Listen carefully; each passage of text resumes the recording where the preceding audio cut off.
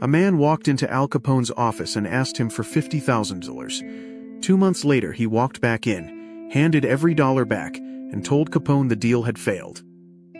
And Capone, the most feared man in America, a man who had people killed for looking at him wrong, peeled off $5,000 and gave it to him as a gift.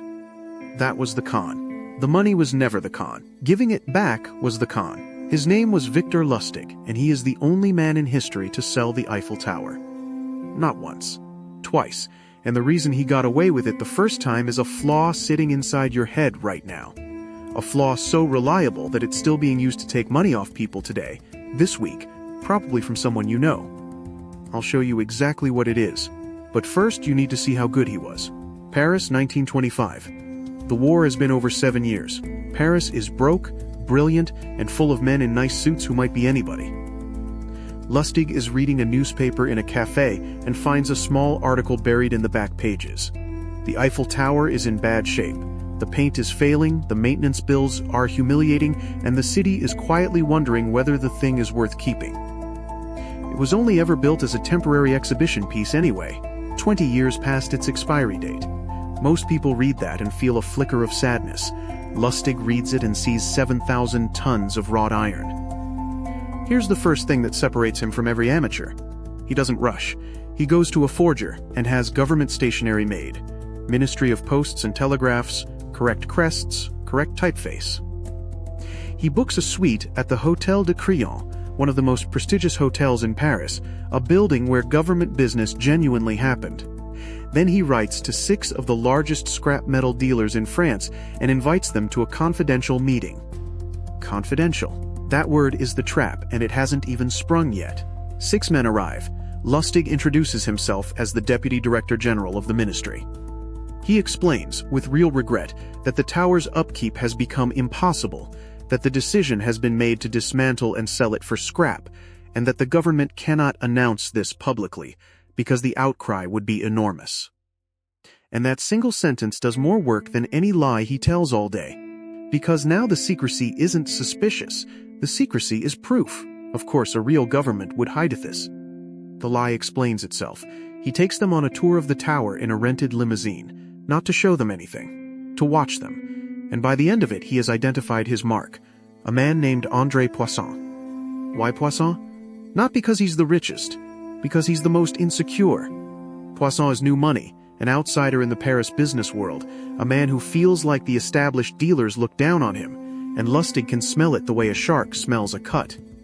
Poisson doesn't want the iron. He wants to be the man who got the deal. He wants to walk into a room and have those men finally shut up. And then Lustig does the thing that made him a legend. He arranges a private meeting with Poisson, and he confesses.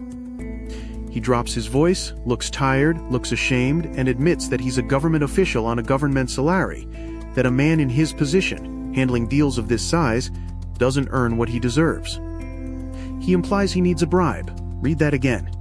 He asked his own victim for a second payment, and it worked because it was the last piece of evidence Poisson needed. A con man wants your money and runs. A corrupt official wants a kickback. In 1925 Paris, a bureaucrat with his hand out wasn't a red flag. It was the most normal thing in the world.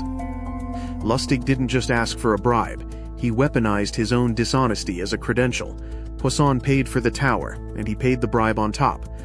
Lustig got on a train to Vienna with a suitcase of cash and waited for the newspapers to explode. They never did. And this is the part I need you to understand, because it's the whole point of this video. Poisson never went to the police. He had just paid a fortune for a national monument. Announcing it meant announcing to every rival in Paris, the exact men he was desperate to impress, that he was a fool. The humiliation was worth more to him than the money, so he swallowed it, told no one, let it rot inside him. Silence is the second half of every con. The con man doesn't just take your money, he takes it in a way that makes you the one who has to keep the secret. And that mechanism has not changed in 100 years.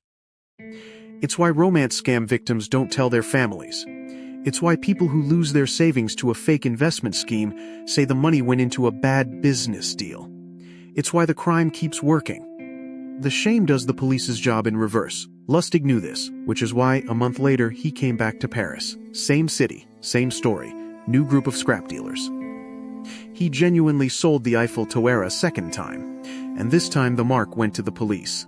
Lustig slipped out of France before they closed on him and disappeared into America. Now, before we get to Capone and to the thing that finally destroyed him, I owe you something. A lot of what's written about Victor Lustig comes from Victor Lustig. He lied constantly about his own life. He claimed noble Czech birth and university educations that don't hold up.